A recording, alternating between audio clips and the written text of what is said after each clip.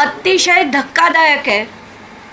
अजित पवार यांचाच डोळा या जमिनीवर अगदी 2018 पासून होता आणि हे जे डॉक्युमेंट आहे ते निलेश मगर जे पुण्याचे उपमहापौर होते त्यांनीच या जमिनीचा व्यवहार म्हणजे पॉवर ऑफ अटॉर्नी ही 2018 साली घेतली होती आणि याचे सगळे डिटेल्स मी आता माध्यमांबरोबर शेअर केलेले आहेत। हीच जमीन ज्याच्यावर हात 7/12 मुंबई सरकार लिहिलेलं आहे, 88 नंबरचा गट 1 ते 26 या एक्झॅक्टली या जमिनीचा व्यवहार हा निलेश मगर जे उपमहापौर होते पुण्याचे त्यांनी पॉवर ऑफ अटॉर्नी कोणाकडनं घेतली होती तर ज्यांची नावं इतर हक्कात म्हणजे कूळ म्हणून लागली होती अशा लोकांकडनं त्यांनी ही कसं असतं तर ही मला आता कळलेली त्यांची मोडस ऑपरेंडी आहे।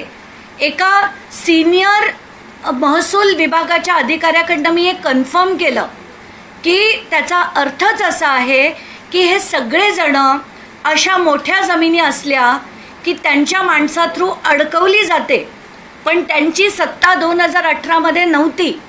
तिथे पालकमंत्री तेव्हा गिरीश बापट होते आणि काही काळ प्रेसिडेंट्स रूल होता, म्हणूनच तिथे तेव्हा हा व्यवहार पूर्ण केला नाही, ती जमीन अडकवून ठेवली। आता तर थेट सत्ता त्यांची पालकमंत्री ते म्हणून थेट मुलाच्या नावावर घेण्याची हिम्मत झालेली आहे असं या डॉक्युमेंटवरनं दिसतंय। आत्ताच्या घटनेला हा जर आपण बघितला हा तोच 7/12 ज्याच्यावर मुंबई सरकार लिहिलेलं आहे।